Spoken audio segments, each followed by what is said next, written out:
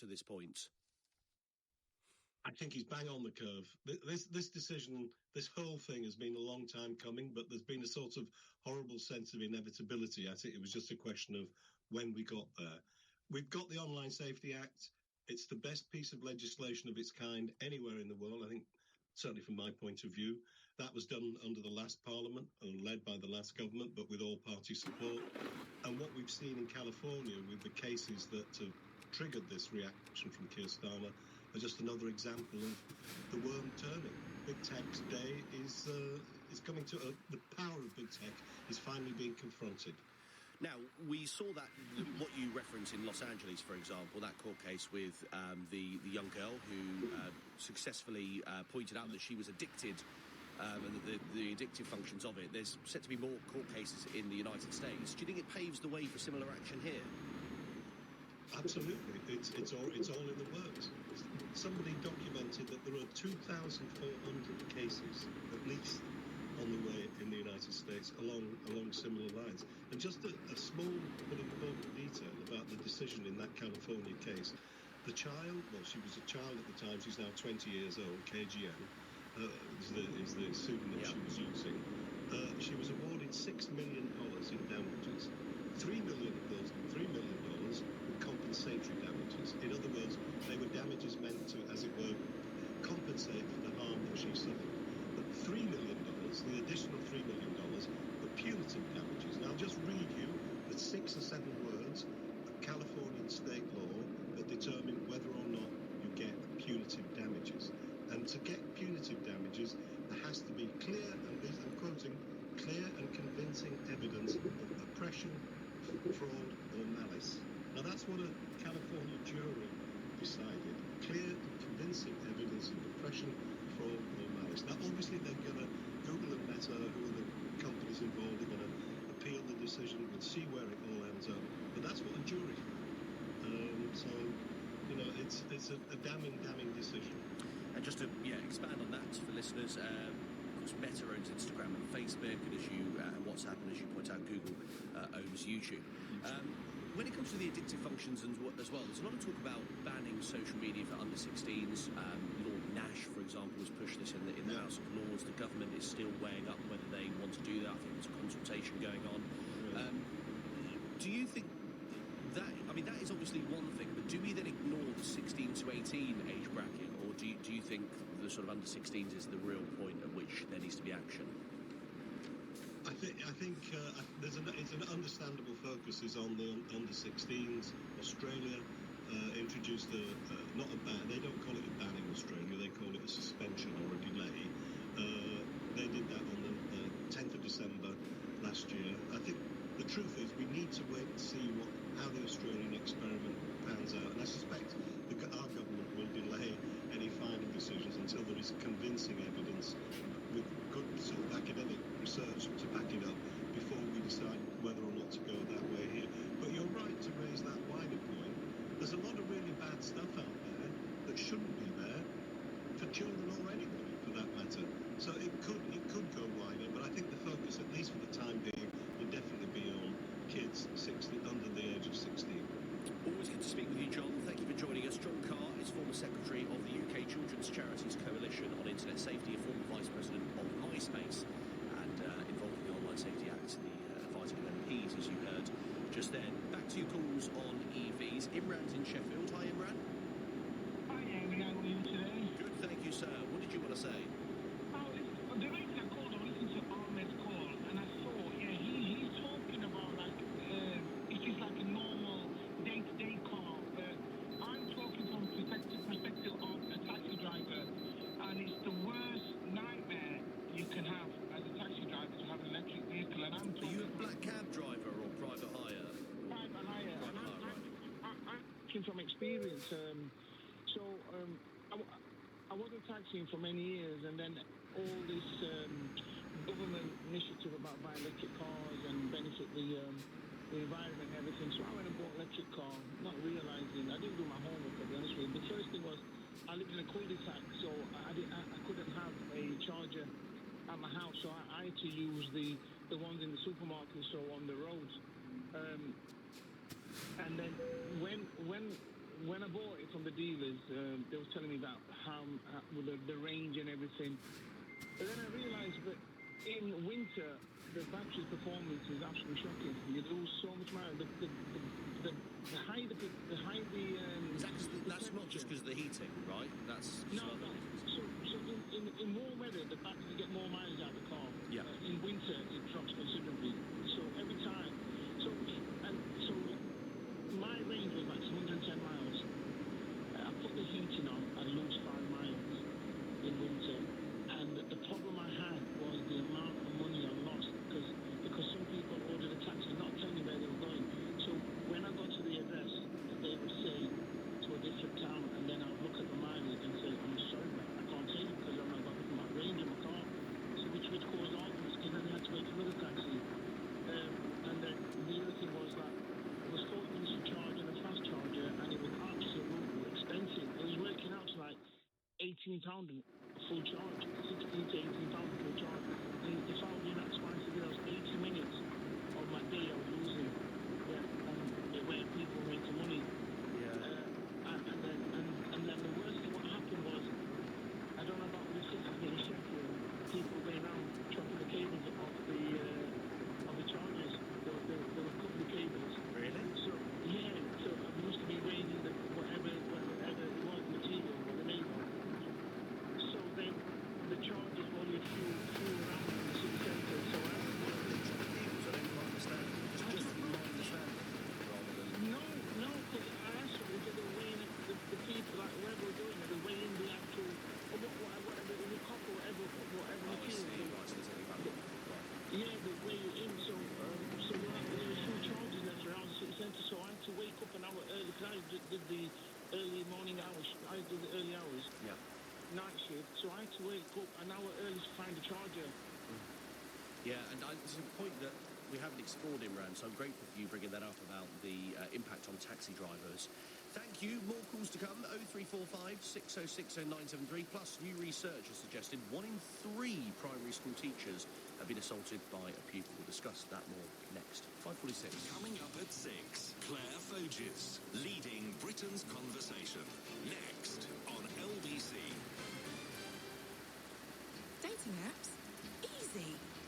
Online shopping? Simple. Banking app? Sorted.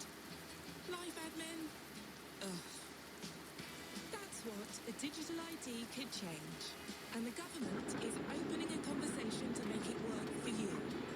Your voice will shape the final product.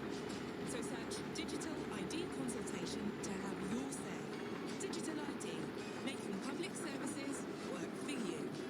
Thanks for the key deliverables, David. Now, who'd like to... Stay out all night! Yahoo! That's brilliant. So, okay, sales targets. Are we hitting the dance floor? Anytime! There's more than one brand, and with Specsavers 2 for 1, you can choose glasses for at least 2 use. From £70 with standard single vision lenses. Nice moves, David! Book an appointment at specsavers.co.uk. Conditions apply. Have you ever felt like your investment advisor is giving you an off-the-shelf retirement plan that they just want to put you in a box? But who wants that? At Fisher Investments UK, we never put you in a box. We create a plan that's just right for you because it's only right for us if it's right for you. Fisher Investments UK. Retirement advice that's as individual as you are. Learn more at fisherinvestments.co.uk. Investing involves the risk of loss. Fisher Investments UK is regulated by the UK Financial Conduct Authority. Hi, I'm looking for a pair of jeans. Right. Low slung, slouchy, wide leg, barrel leg, curved leg. Fluid, straight or skinny. Blue? Fashion. It's hard to keep on top of. Other things, like the upcoming changes to renting, are a bit easier. If you are a landlord and you have existing tenants, you must send them a copy of the government's information sheet by the 31st of May, or risk a fine. Find out more at gov.uk/renting is changing. This is LBC with Henry Riley. Shane's in Bedford. Hello, Shane. You've got about EVs. You've got one? Yeah, I've got one. Love it. Right. We've had a bit of negative press for EVs from our previous caller, so it's interesting to hear you've got a positive experience to tell. Yeah, so I get a full charge for about £2.60, so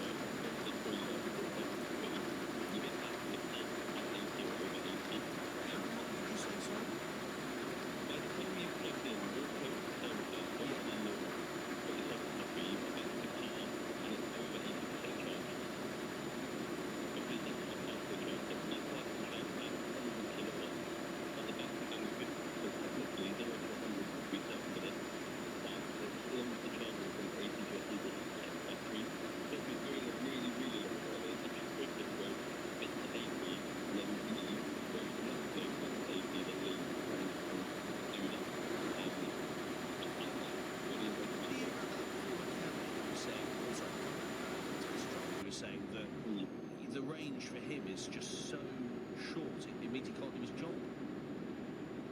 Yeah, and I think there are certain cases which make it more difficult. For example, like, the reason mine's so cheap is because I can charge at home, and the more people that have EVs, the more gets invested to them, and there are solid-state batteries that are coming out which will have much more range on them. It's just like they cost quite a lot at the moment, but for most of the population, having normal speed will then reduce the cost of the better ones that will be more applicable for taxis, etc. Thank you, Shane. Appreciate that. The line was just ever so slightly going, so we'll leave it there. But we got the gist of what you were saying and heard most of it as well. So thank you, Shane. There in Bedford. Leon, coming to you in a moment. We'll continue to take your calls on EVs. I did want to mention, though, I've mentioned this a couple of times already, and speak about this. It's been described as gentle parenting to blame, is what one article in the Times describes it as. But more aptly, there's this survey that has been done into the sort of scale of what teachers are facing at the moment in terms of assaults. Gronya Hallahan is head of community at Teacher Tab, which is an app that surveys teachers to get their insights on the profession. And Gronya joins me now to explore this more. From this survey that you've done, 9,000 teachers, what are some of the most notable and alarming things that you found? Yeah, so we found out from this survey that a third of primary school teachers in mainstream schools have been hurt by a student, and that includes being hit, bitten, smacked, spat on. And we actually asked a follow-up question to check if these incidents were happening because teachers had been caught up in the middle of a scuffle between students, or if the teacher had actually been the target. And the vast majority said that it was the latter, that the teacher had been deliberately attacked by the student. And then, so that's primary schools, and then secondary schools as well. There's, I read 1 in 20, 5% have been attacked. Yeah, so it's much, much less likely to happen in secondary schools, and you can see why that might be. You know, we talk about these sorts of things happening in primary schools, and it makes sense that they're younger children, they don't always think through the consequences of their actions. Normally, by the time a child gets to secondary school, if they do struggle with their emotions and their behaviour, often it's resolved itself by the time they get to secondary, or they've been put into an education provision that better suits their needs. They might have been moved into an alternative provision or go to a special needs school. But I suppose as well, whilst considerably less frequent at secondary schools based on your survey, could potentially be a lot more serious because, isolating from secondary school, some of the pupils are pretty big, pretty developed, like quite intimidating, basically. Absolutely. You know, I used to teach secondary. I taught English for 10 years, and there were some students who I'd always make sure I made them sit down first before I told them off because they were far taller than me, and that's the only way I could get a height advantage. It is a completely different situation when you're talking about secondary school students, not just because of the height, but because of the different tensions within a classroom, and it is very different in secondary. And I think all of the results in the survey speak to a need of having more adults in the school, like the importance of ratios, the number of teachers that you've got for every student. And if you have got a classroom where you've got children who need extra support or they struggle with regulation, you need to have backup in that classroom. You need to know that if something does go wrong or you need support, you can easily get other adults into the room to help you with what's going on. Well, I was going to ask you that. With regards to the survey, is there any sort of specific asks that the teachers have or recommendations on how they would perhaps feel safer, or even what you hear, sort of word of mouth? Yeah, actually something that we do ask them quite regularly. We say, what would help with behaviour in your school? And the answer's different depending on what the seniority of the teacher is. So teachers that are classroom teachers, they'll often say, we need more help from senior teachers, we need better sanctions for students when behaviour needs to be corrected. But when we are senior leaders, they often say, and that they're the ones that see the most extreme cases, right? Like if you're the head teacher, you deal with most severe behaviour. They'll say, actually, what we need is more support from parents, more support from outside agencies. So I think what this shows us is that actually in schools you need like a joined up help. This isn't something that schools can solve on their own. It needs everybody involved in the community to help out. It's not just parents, it's also those people that support kids, it's social care, it's the NHS, it's getting help from the GPs, it's everybody's responsibility. And lastly, you mentioned it at the start, it's not actually connected to your survey, though. The sort of write-up the Sunday Times have done, they talk about, I mean, you mentioned biting earlier on, and spitting, for example, and they have anecdotal evidence that some teachers are now wearing bite sleeves because pupils are trying to bite their arms. Yeah, this is pretty standard in special schools, and it's often advised by the leaders in the school that teachers should wear this, particularly if they're working with students who are known to bite. I've got family members who've worked in special, and it's good advice because, of course, you know, when you have been bitten and it draws blood, you need medical attention, so it's good to avoid this. I've started to hear about teachers in mainstream schools also doing this if they're working with a student regularly who has that sort of behaviour, and it's something that teachers do to protect themselves. But another thing I do hear is that they're not always that effective. They're quite uncomfortable, and it's not the solution. And you have to think, like, what do we really need to do to help these students? It's not just a matter of wearing bite sleeves. It's also making sure they're receiving the sort of education that best serves them and meeting their needs. And it's part of a bigger picture, speaking to our schools set up to provide education for all types of students. Are we making sure that everybody's receiving the education they deserve? Thank you, Grania. That's Grania Hallahan, Head of Community at the app Teacher Tap. Together eventually. Nice, anyway. Mike says the cab driver didn't know what he bought. This is back on EVs.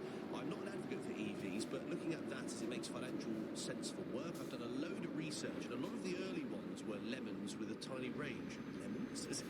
Anyway, it's only worth getting one with over 300 miles range. Modern ovens can charge to 80% in under 15 minutes.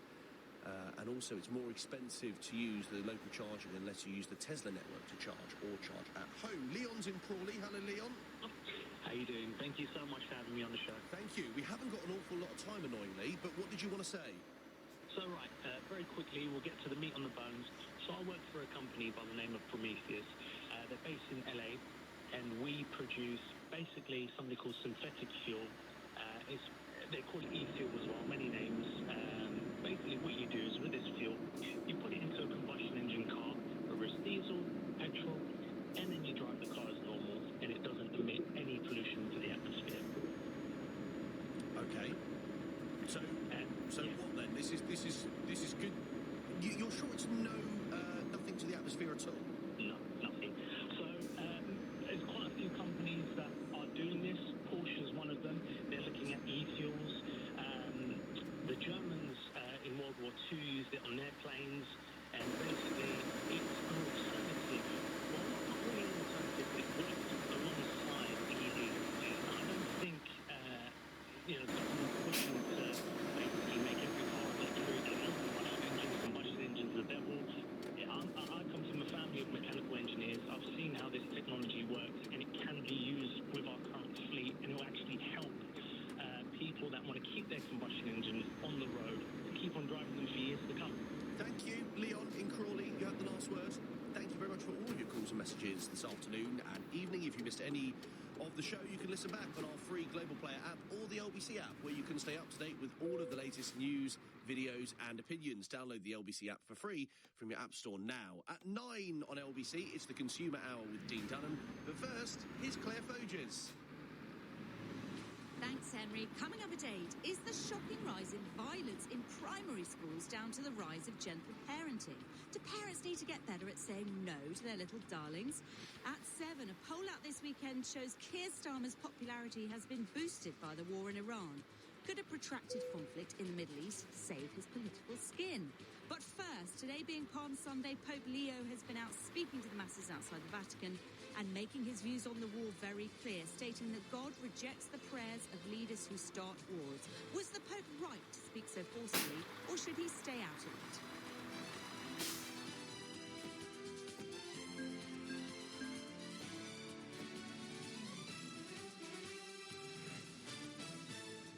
On your radio, on the LBC app, and Play LBC. leading Britain's conversation. This is LBC. From Global's newsroom at 6 o'clock, Iran says it's waiting for American soldiers to set foot on its land. It's threatening a major attack if they do.